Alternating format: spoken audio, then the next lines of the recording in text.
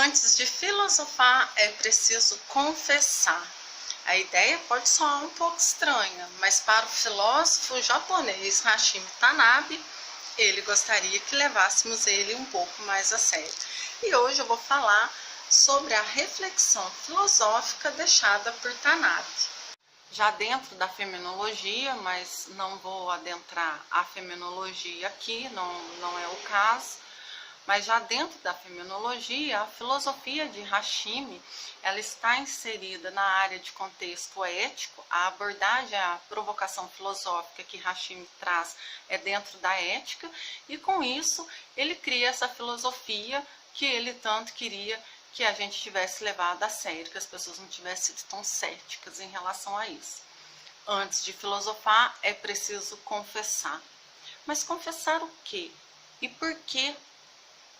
Para achar as respostas dessas questões, é preciso examinar as tradições filosóficas europeias e japonesas. E é por isso que a filosofia de Hashimi Tanabe se divide em duas, o antes e o depois. Século V a.C., Sócrates afirma que é sábio. É sábio porque sabe que é ignorante. Já no século IV, Santo Agostinho escreve sua grande obra filosófica, Confissões, na qual ele relata toda a condição humana. E já no século XIII, o monge budista Shiryon, ele afirma que a salvação só é possível através de outro poder. Em 1920, Heidegger escreve que a filosofia é uma questão da nossa relação com o nosso próprio ser.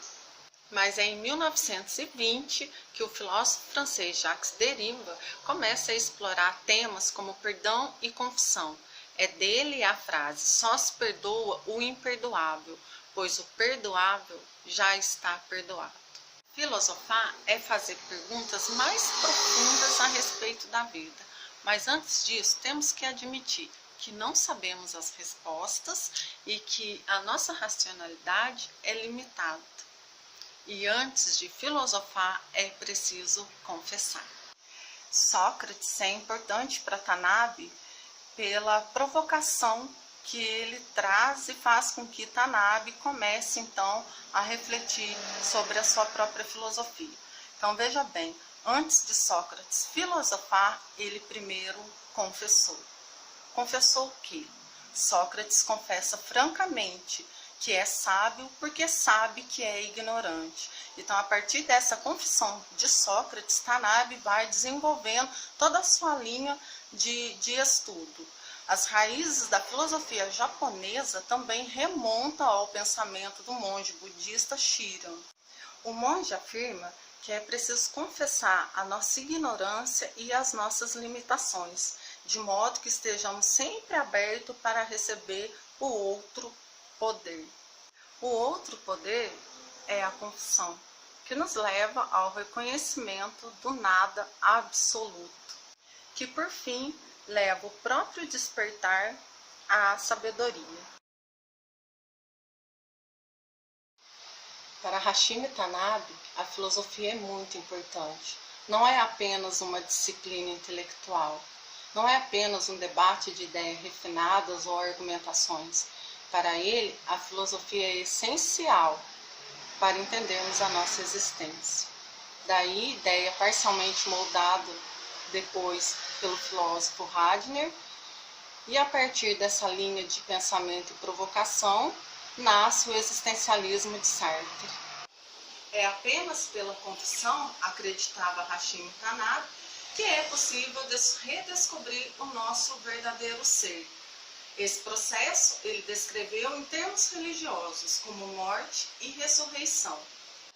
Essa morte e ressurreição é o renascimento da mente através do outro poder.